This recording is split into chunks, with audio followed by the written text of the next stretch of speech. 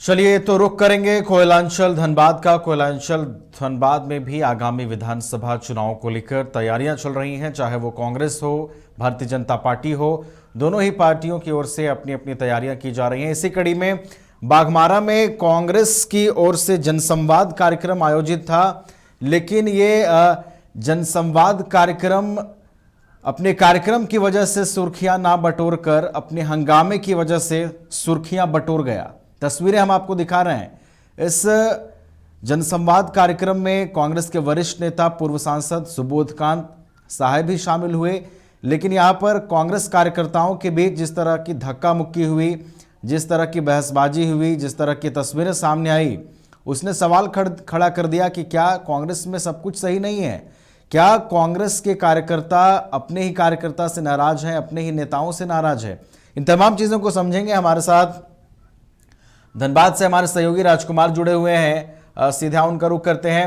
राजकुमार, बाघमारा की तस्वीरें हमने दर्शकों को दिखाई। ये जनसंवाद कार्यक्रम कम और अखाड़ा ज्यादा लग रहा है, जिस तरीके से वहां पर कांग्रेस के कार्यकर्ता एक दूसरे से उलझते नजर आए।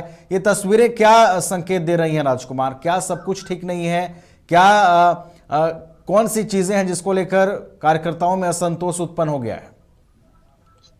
देखिए, जैसे जैसे विधानसभा चुनाव की तारीखें नजदीक आ रही हैं, तमाम जो चाहे वो भाजपा हो या कांग्रेस हो या फिर जेएमएम हो, सभी पार्टियां अपने अपने विधानसभा क्षेत्र में कहीं ना कहीं कार्यक्रम करवा रही है। कल सुबोधकांत सहाय जी आए हुए थे, उनका 3 कार्यक्रम धनबाद में था। पहला कार्यक्रम श्यामडी बाजार में था, दूसरा कार्यक्रम जो है वह कुटकी में था, और तीसरा कार्यक्रम जो नेहरू करकेंद्र में जो है नेहरू पार्क में था, और तीसरा कार्यक्रम भौरा में था। तो 2 कार्यक्रम जो हुए वो हंगामे की भेंट चढ़े।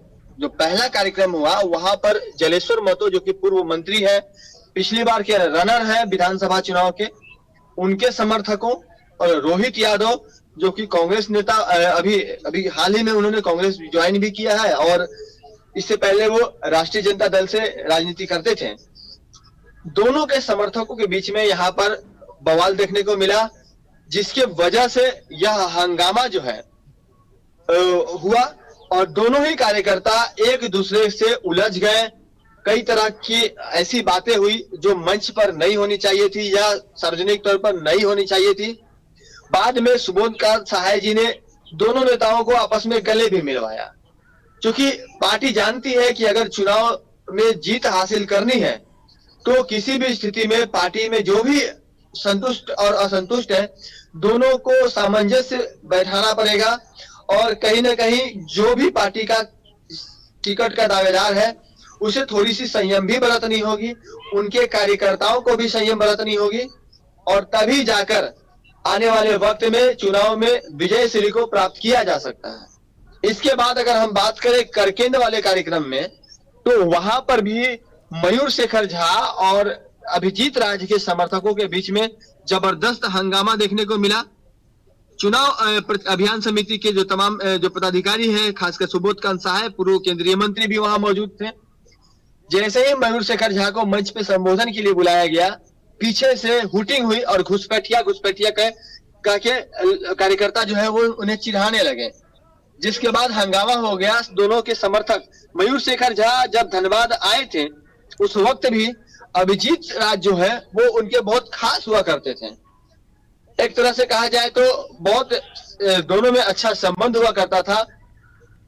अभिजीत राज उनको काफी सहयोग करते थे, लेकिन दोनों के बीच में कुछ संबंध गड़बड़ हुए हैं, जिसके वजह से कल की हुटिंग देखने को मिली है।